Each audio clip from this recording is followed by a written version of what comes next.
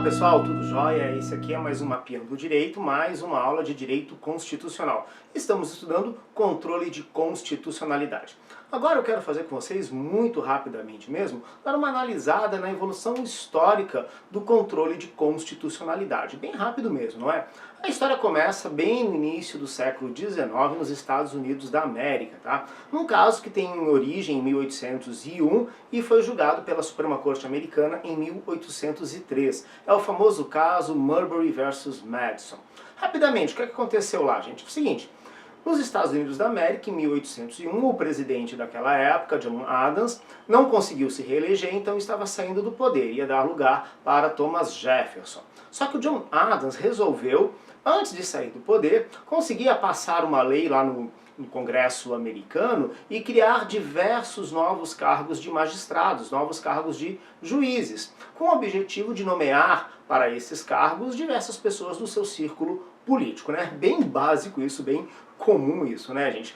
Acontece que, quando teve a troca do poder, um desses juízes que chegou a ser nomeado pelo John Adams, não chegou a ser investido no poder pelos novos mandantes, não é? No caso, um secretário de Estado, o Madison, negou investidura para um desses juízes, que era o Marbury, por isso que ficou famoso o caso conhecido como Marbury versus Madison. Então quem era o Marbury? Um juiz que foi nomeado ainda na época do presidente John Adams, mas que não chegou a ser investido no poder, né, porque houve a troca da presidência e de todos os mandantes de primeiro e segundo escalão lá nos Estados Unidos. O novo secretário de Estado não quis dar a posse, dar a investidura para o Marbury. E daí o Marbury ingressou com o Right of Mandamus, né, que é o mandado de segurança, como eles chamam lá nos Estados Unidos da América, contra o secretário de Estado Madison, tá ok? E daí essa questão, né, tramitou pelas cortes até chegar na Suprema Corte dos Estados Unidos da América.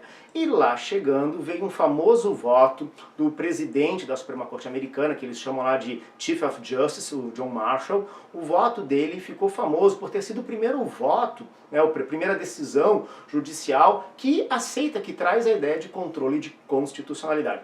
O engraçado é que naquele caso não foi decidido o mérito da questão, se deveria ou não o novo secretário de Estado, o Madison, dar posse para o Marbury, né, um juiz já nomeado, mas que não foi investido no poder. A questão, na verdade, foi processual, porque a lei utilizada pelo Marbury para impetrar um mandado de segurança e levá-lo até a Suprema Corte era uma lei infraconstitucional que criava uma competência para a Suprema Corte que não existia na Constituição dos Estados Unidos da América, que a propósito é bem principiológica, né? E então daí a Suprema Corte entendeu que uma lei infraconstitucional não poderia criar um novo caso de competência para a Suprema Corte, ou seja, inovar uma competência constitucional. Em outras palavras, a Suprema Corte Americana entendeu que a lei utilizada como base para que a Suprema Corte Americana tivesse competência para conhecer e julgar esse mandado de segurança impetrado pelo Marbury contra o secretário de Estado Madison, entendeu que essa lei era inconstitucional, ou seja, criava uma competência que a Constituição não criava. E foi a primeira decisão que envolveu o controle de constitucionalidade. Foi a primeira vez que um tribunal entendeu que todas as normas de um país devem sempre estar de acordo, adequadas com a Constituição Federal. Então esse caso começa em 1801 e é julgado pela Suprema Corte dos Estados Unidos em 1803. E esse foi o início do controle de constitucionalidade e esse controle de constitucionalidade, feito lá no início do século XIX nos Estados Unidos da América, originou o controle de constitucionalidade difuso. Por isso que o controle de constitucionalidade difuso também é conhecido como modelo americano de controle de constitucionalidade. Ok, gente? É o seguinte, 100 anos, mais de 100 anos depois, lá na Europa, aparece na Constituição da Áustria, em 1920, o que a gente conhece hoje como controle concentrado de constitucionalidade. Nas outras aulas que nós vamos ter aqui sobre controle de constitucionalidade, eu vou diferenciar bem o que é o controle difuso e o controle concentrado, tá? Por enquanto fica só com essa ideia. O controle difuso, qualquer magistrado pode realizar, sempre em face, sempre em razão de um caso concreto, enquanto que o controle concentrado de constitucionalidade é feito em razão da lei em tese, né, sem que exista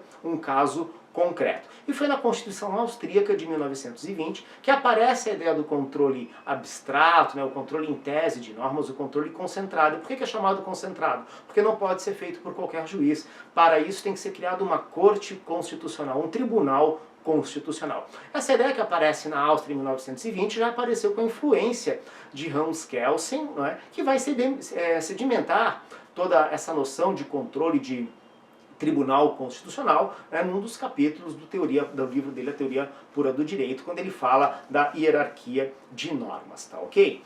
E no Brasil, gente, como é que ficou no Brasil? No Brasil, assim, a nossa primeira Constituição, a Constituição do Império, de 1824, não falava sobre um controle de constitucionalidade.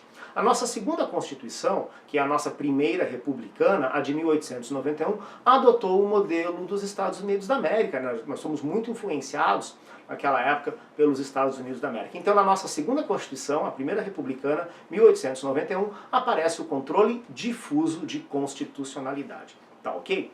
O controle concentrado, como temos hoje, só aparece na Constituição de 1988, tá ok? O que é que aconteceu antes disso?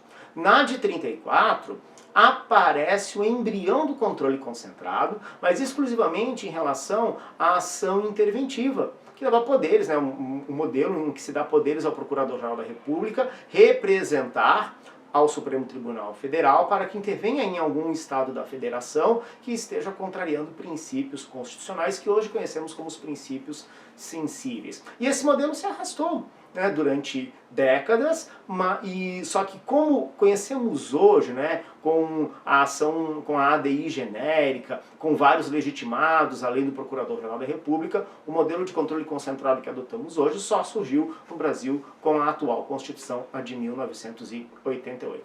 Ok, pessoal? Beleza, então, isso aqui foi um rápido recado, não é, sobre a evolução histórica do controle de constitucionalidade, tá? Espero que tenham gostado e nos encontramos, não é, em outra oportunidade, em outra aula aqui do Mapeando Direito. Um grande abraço, pessoal, valeu, tchau, tchau!